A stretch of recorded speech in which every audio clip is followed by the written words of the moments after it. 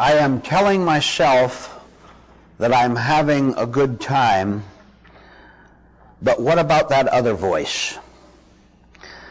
That's the key thought we're going to start our study with, that we are constantly telling ourselves that we're having a good time. Isn't this exciting? Isn't this a pleasant place? There is one voice that is always working overtime at self-convincing.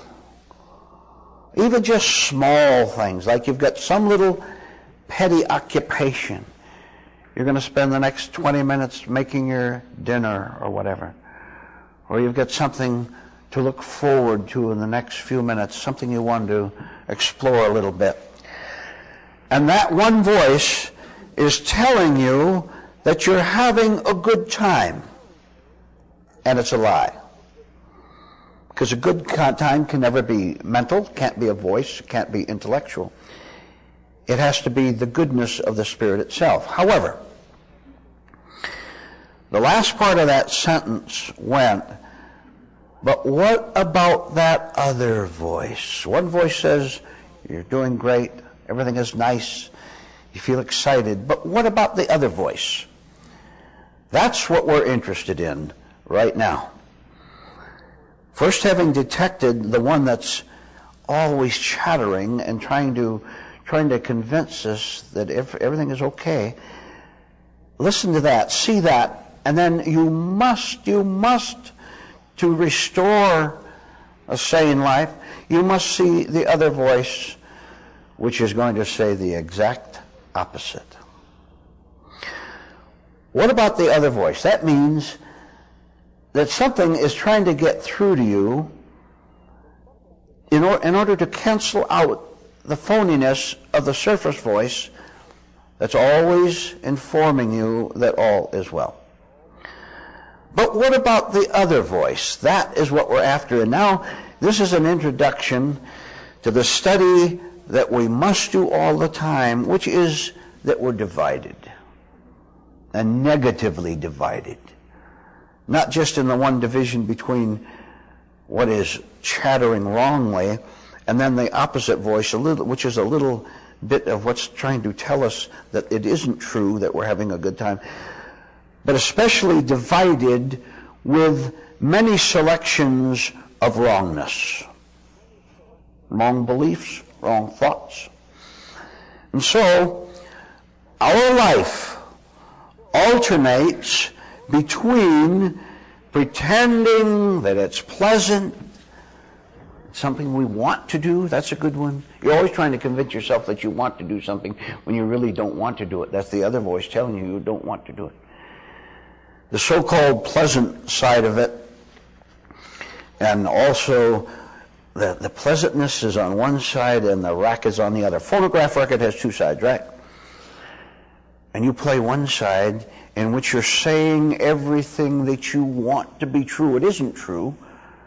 You want it to be true, which proves that it isn't true. Because if it was true, really true, you wouldn't have to say it in the first place. But you're saying, now things are going my way. And you find out what's on the so-called sunny side of the record. You find out what your so-called self-convincings are, so that you can also notice that when that phonograph record, which is merely a machine, when that side wears out, then the machine automatically flips the other side. And what do you get? You know what you get, the most awful series of shrieks and yells and noise and clashes and bangs. That represents when you break down. That represents the other side of your phony, idealistic life, which you can't take it anymore. And then do you know what you'll do? You know what everybody does? You know.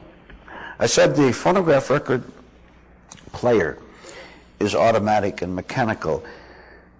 Once you're through with your depression, the depression and the screaming side, it flips it back to the sunny side again, doesn't it? You've got something to hang on to. And you hang on to that phrase, something to hang on to. What are you hanging on to? That's going to cause you to flip back and forth from your elation to your depression. There is no need for you, as a true human, there's no need for you to hang on to anything at all. And the last thing you'd better hang on to is God. Because if you hang on to God, there's you hanging on to God, and you'll flip religiously back and forth.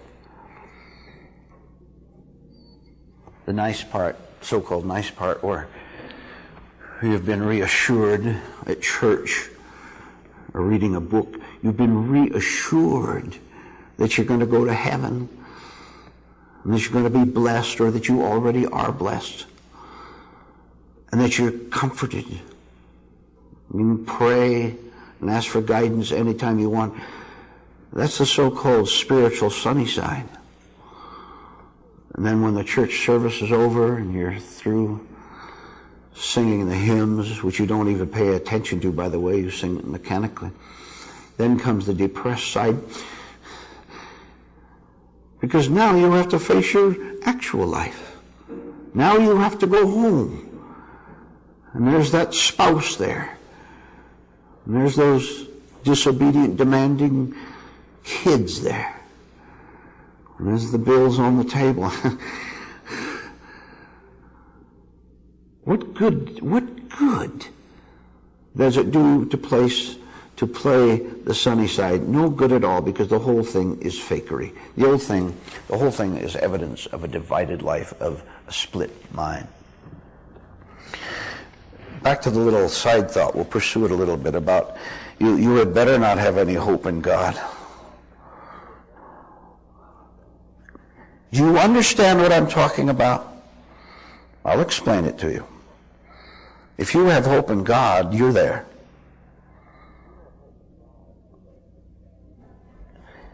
If you have hope in God, let's be logical about this now. If you have hope, faith, belief in God, wow, that's horrible.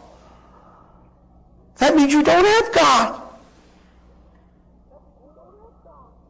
You have hope for making $1 million, that means you don't have $1 million. Now you're going to be sad because the fact is you don't have $1 million. What's hope got to do with it?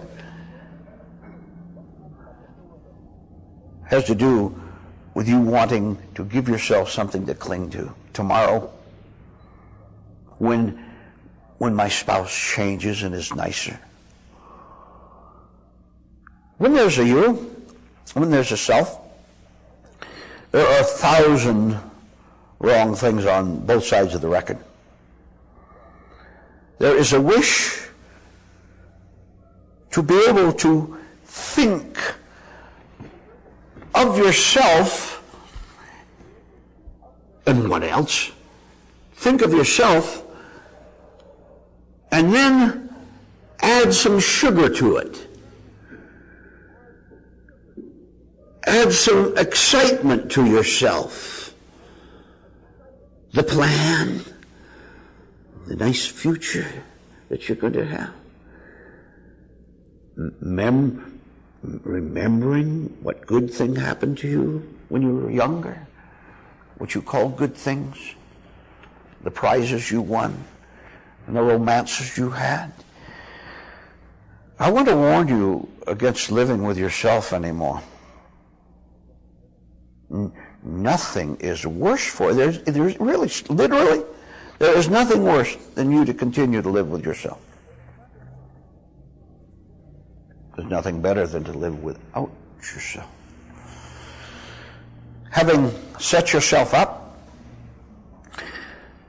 as any kind of an individual or as a desperate person who needs help from a human, or as a spiritually straying person who needs help from heaven, having set yourself up in any description at all means that you have made it necessary for you to go on a tiring and hateful and wearisome search for fulfillment and satisfaction of the self that you claim you have and are.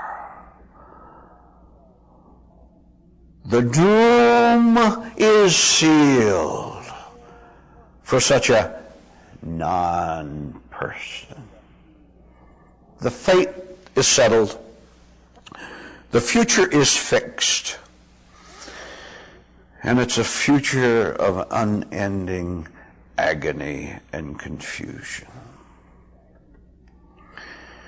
Now I want to tell you why you continue the way you do with a non-self, which you call a self. You continue because you wrongly employ the pain and suffering that you caused. You employ it to keep your phony self, so-called, alive.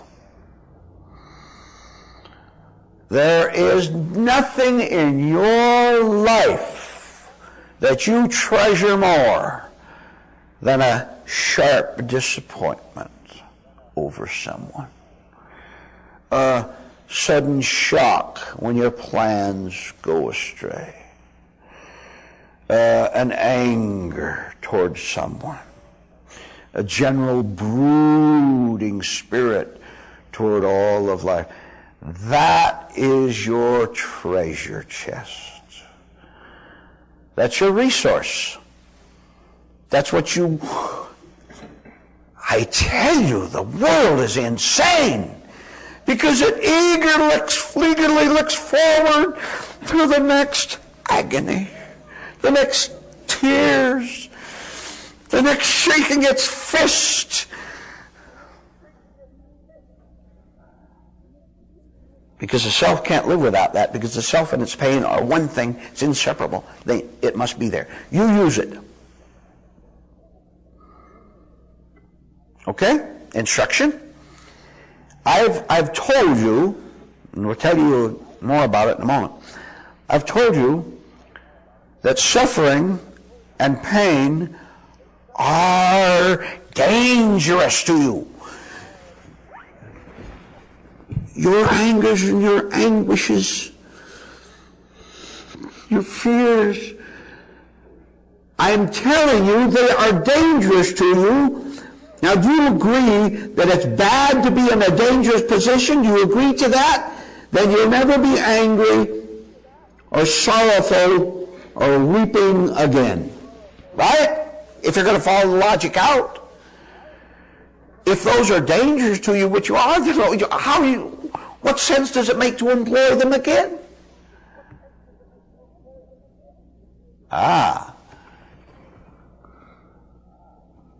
You don't agree with that. That is, your old nature certainly doesn't agree with it. You might nod your head when I say that, and I know that part of you sees the logic of it, and then it rejects the logic, because the old nature, it wants to feel life by feeling in danger, and you will get it, and you will get the consequences. No human being on earth, except maybe one or two, knows what a danger he is in by being the kind of a person he is.